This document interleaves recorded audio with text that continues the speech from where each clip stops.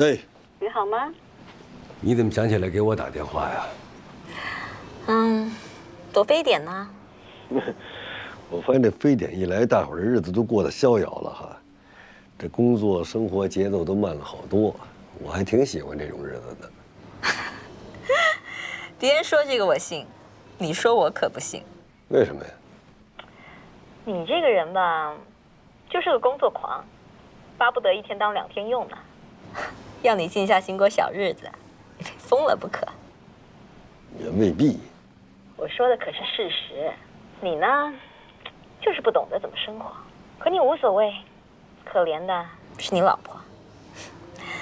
怎么样，都还好吗？哎呀，上战场了，非典第一线，人家现在比我忙，我是个闲人。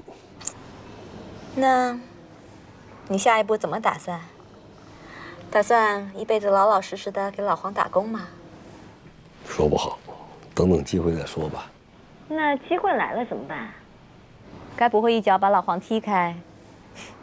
他可是在落难的时候帮了你一把。怎么说呢？这寄人篱下滋味不好受啊，对吧？而且咱们都了解老黄，你说作为一个生意人，他缺少应有的魄力和胆识。他作为一个合伙人呢，我老觉得他这眼睛背后好像还有一双眼睛，我也心里不踏实。你跟着这样人打天下，我觉得没多大意思。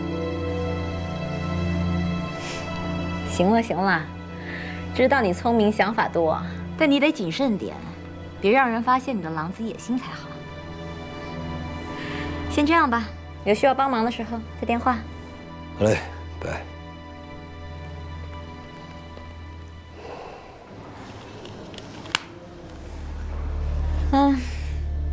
看吧，我比你了解他。可是你也别放在心上。老三这个人吧，是聪明有野心，但还是知恩图报的人。世态炎凉啊，现真不知道有谁值得我信任。我可以吗？不信，是你的损失。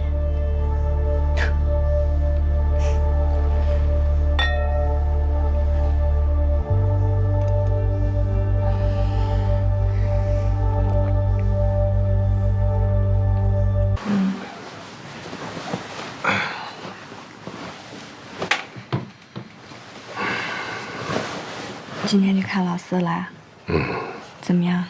挺难受的。老爷子他们没去啊？哪敢让他去？这上午完了事儿，大哥立刻带着他们奔火车站了，去锡林郭勒。去散散心也好。这几年老爷子话越来越少。可不是吗？哎，对了，今天还看见佳佳他们一家3口了。3口？雅姑娘又要孩子了。你说时间多快呀！这一晃，老四都走3年了。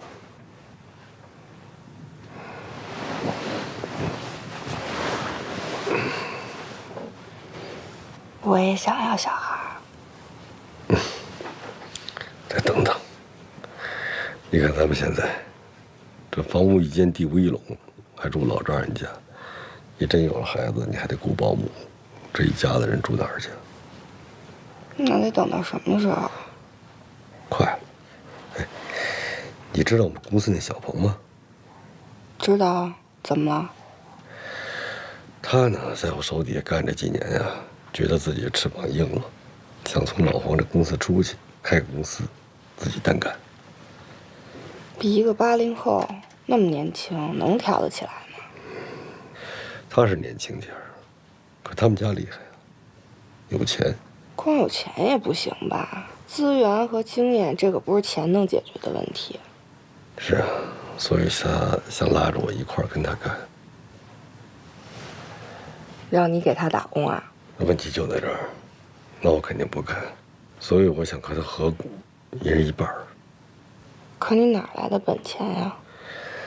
我现在手里不是有几套2手房吗？那就是我的资本。可真正跟人家一块儿开公司，那点钱肯定还不够，差点。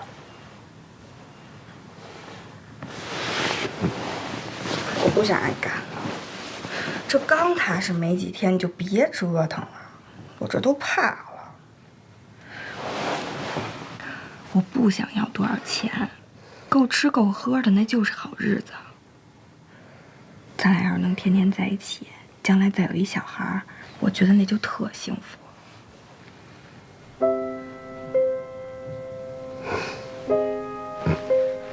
让我再想想。睡觉。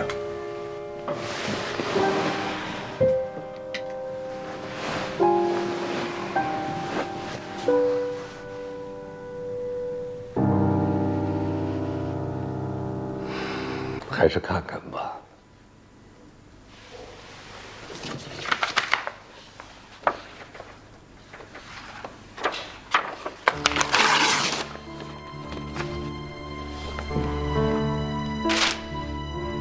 内容没有意义，你我心里都明白，你早晚都会走。很谢谢你这几年，你帮我做了很多事。应该说谢谢的是我，感谢你在我最难的时候收留了我。如果我退休，做个挂名董事长，把整间公司交给你，又如何？谢谢你，我还是想做一点自己喜欢的事儿。人各如此，我不勉强你。如果我有东山再起的那一天，我一定会报答你。哎呦，你这个话就见外了，我祝福你。不过呢，作为朋友也好，兄长也好，我想劝你一句话：这世界唯女子与小人难养也。我栽过跟头，你一定要留心你身边的伙伴。我明白您的意思。哎呀，也算是身经百战了吧？什么人没见过呀？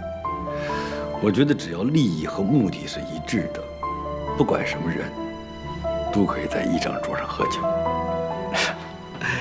那就证明2点：一，你这个人够宽容，可以容忍；第二，你跟他们是一伙的小人。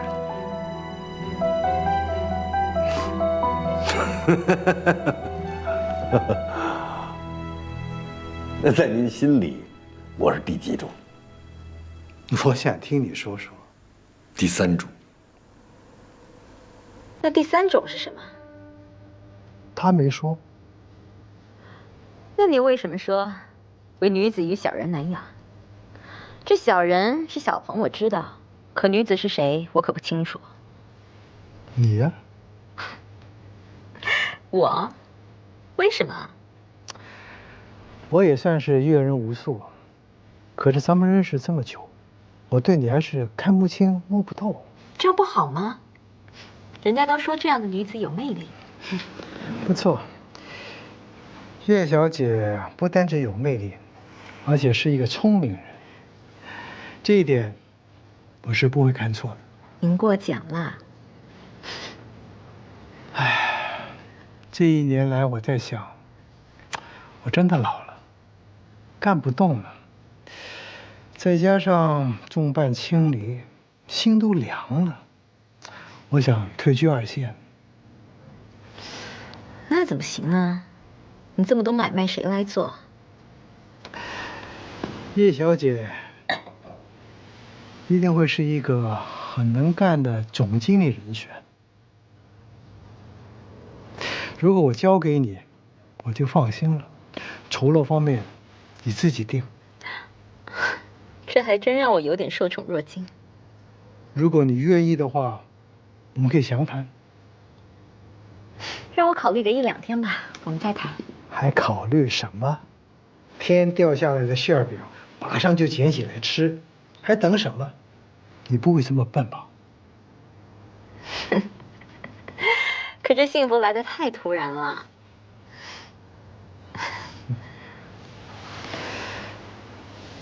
对了，你离开证券公司之后，日子不好过。你的消息倒是挺灵通啊。我听人说你是辞职的，我也听人说你是违规操作被开除的。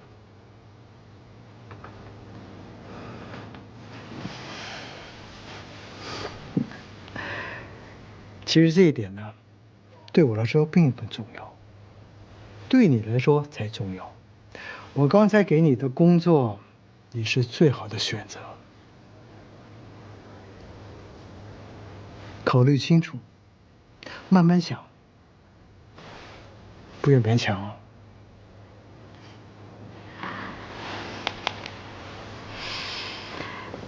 我的房卡。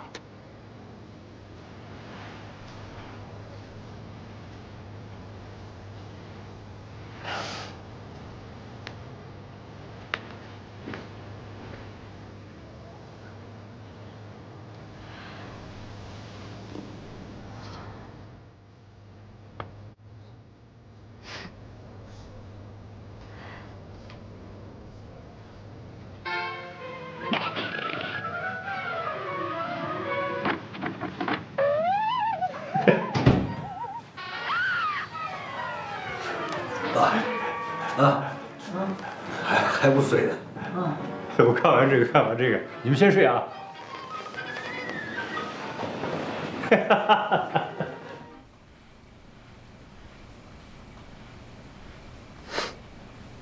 行了，别生气了。你刚才的话算我瞎说，行了吧？赶紧喝点水，咱睡觉。以后这样的话，你趁早别说。这就是你不对了。那我有想法，你总得让我说出来吧？你那想法本身就是愚蠢。我从来都觉得你是一挺聪明的人，你怎么会有这样的想法呢？就凭你那点钱，你还想开房地产公司？你也太好高骛远了吧你！行，小点声，爸妈都在外面看电视。哎，老范，哎呀，完了都。完了。哎，好嘞，明天再接着看。对，看着我，人总得有理想。你有理想可以，但是你的理想不能伤害到别人。好不容易把家里钱刚还上，你又要把房子卖了，换成钱凑你点股份。先不说爸妈同不同意，你让全家老小上哪儿住去？我不是说了吗？可以租房子。我爸妈一辈子在单位就混这么一套房，你让他把房卖了出去租房，你怎么想的呀？这不是权宜之计吗？这将来的生活肯定不会是这样子。将来，这以前的教训还不够大吗？你就不能踏踏实实把眼前的日子过好吗？我不甘心。你不是给我讲过老大说幸福的故事吗？这幸福不是住大房子、开奔驰，幸福就在平平常常的日子里。只不过你有没有那双眼睛去发现它？这是你跟我说的，是吧？是，但我现在搞明白了一个道理，那只是幸福的一种形式，而我心里喜欢的是它其他的表现形式。你比如说，为了理想而奋斗。如果你的幸福是以家破人亡为代价，请问你的幸福在哪里啊？你这种想法完全是井底之蛙。我拜托你去看看电视，看看新闻，中国现在已经变成什么样子了？我们即将迎来一个伟大的时代，一个崭新的时代，一个复兴的时代。我们完全有机会成为这个时代的精英。为此，我们应该赴汤蹈火，不惜一切代价，而不是像你这样整天坐在床上，老想着要孩子，去享受那一点点可怜的小家庭的乐趣。你少给我讲大道理！要孩子怎么了？要孩子怎么了？你上大学的时候，你们老师没教给你？要是没有一代代的繁衍，哪儿来的人类发展史？哪儿来的社会发展史啊？这狗屁不通！你别给我说脏话啊！不是，这女人一结婚怎么就变成这样了呢？怎么男人一结婚都变成你这样啊？没法跟你说话，我早懒得理你。